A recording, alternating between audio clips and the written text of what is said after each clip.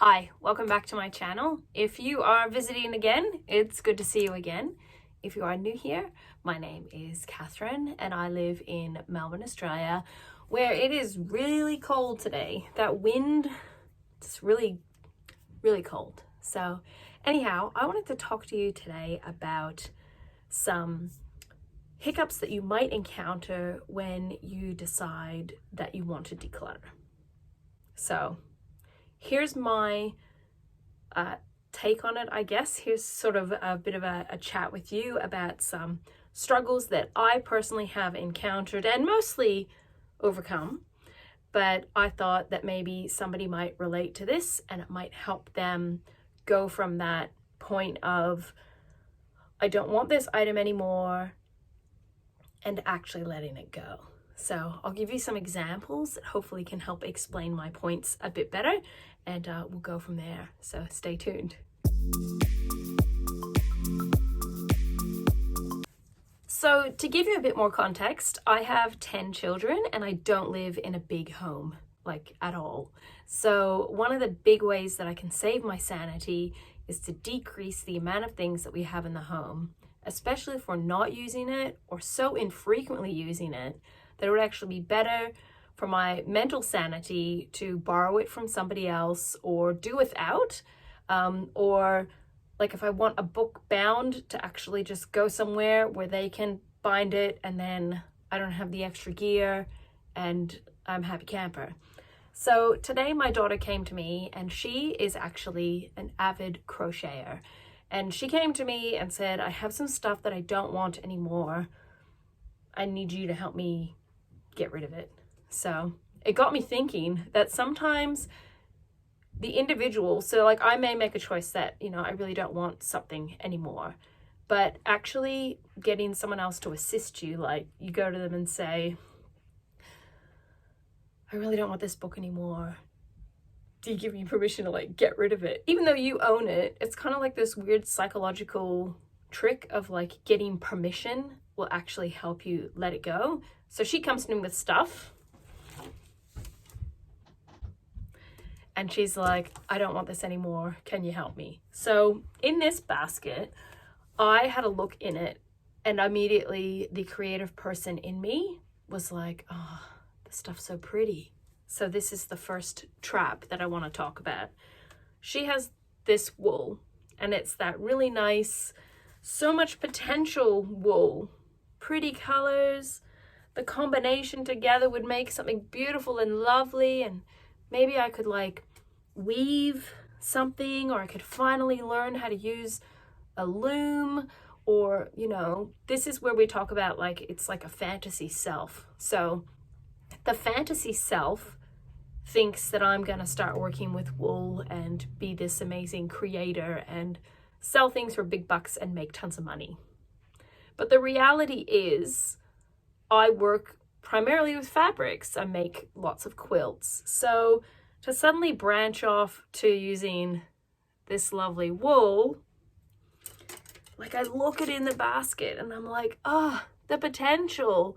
And then I think, there's probably a myriad of reasons why I'm suddenly thinking of the potential of this wool. The colors are very earthy and sort of rich, and I'm in winter, and the colors are also very popular at the moment. I see them around a lot. So I have this thing in my head of like, maybe I could use it. And that's where I have to stop myself.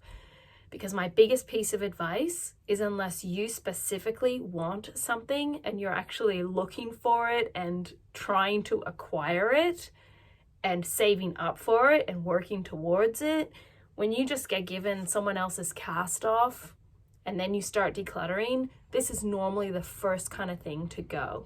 So to save myself the trouble, my decluttering muscles are so strong now that I'm like, I'm gonna let it go now. So I'm going to offer this on my Buy Nothing group, and hopefully somebody who will actually use it will make use out of it.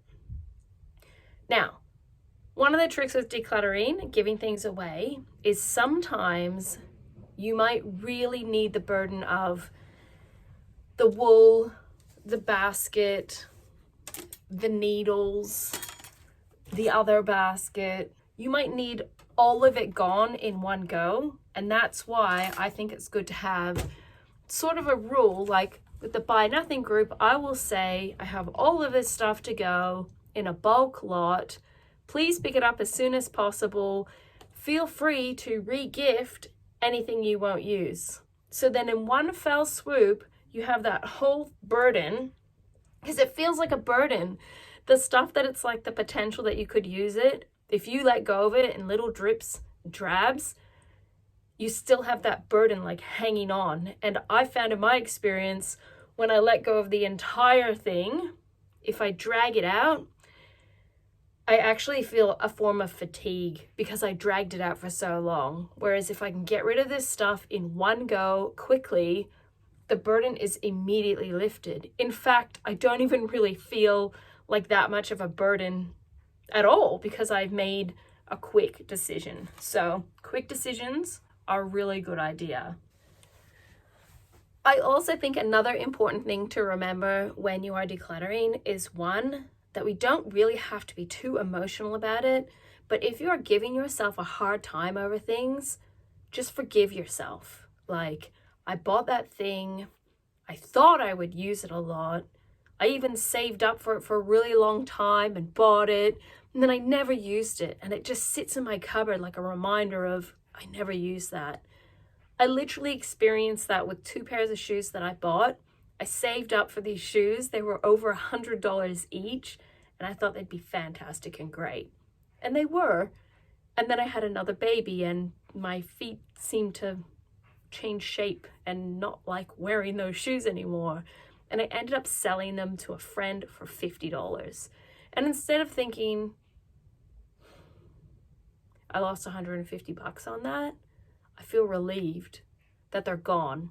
And she is happily enjoying them. So if you've acquired things or received things or hunted for things and then got them and then you don't want to let them go and you're really giving yourself a hard time over it, the money is gone. You have spent the money.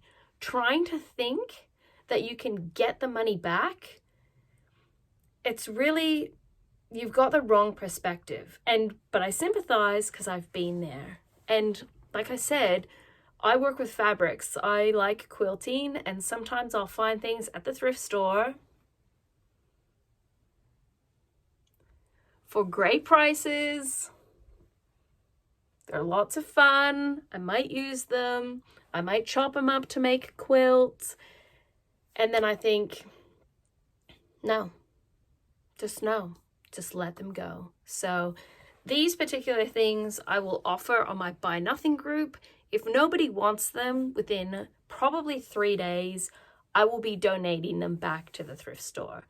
They're still great. This one's a single. We have enough single bed doona covers. We don't need it. And this one is queen size. We don't even own a queen size doona. So no, I've learned these lessons. I've been decluttering for a long time and I've simplified the home a lot, but I now have just realized, just make assessments. Sometimes you will still buy or get things that you don't want, and it's okay. Just be decisive, decide to either use it in some way or get rid of it. Another thing I've learned is don't try to get rid of stuff to someone else and kind of make it their problem. If I'm actually saying to my auntie, she comes and visits me, we have a cup of tea and a biscuit, it's all great, and then she sees this pile and she's like, what's that stuff for? And I'm like, oh, I'm gonna get rid of it on my Buy Nothing group, or I'm gonna give it to the thrift store. If she actually says to me, like, I've really been wanting this pattern doona cover for a long time, is it queen size? Can I please have it? I'm much more willing to give it to her rather than I'm going to visit my auntie today, let's take over a whole pile of junk that I don't want to deal with anymore and see if she wants it. Do you kind of get the different perspective there? Obviously, there's the whole thing about sometimes you're given stuff which you didn't expect to have but ends up being super handy and great. So this isn't just a never give anything to anyone and me telling people never to give things to me video. It's more explaining the different thought processes that people might have. Let's talk about things you get given for free that you then find difficult to let go of. Exhibit A. These new little Macca's cups things, another promo, another thing. Sometimes you get your order, you go home, the thing's in the bag, and you're like, I'm just going to throw this away. That's wasteful, because we're all raised, aren't we, to not waste things.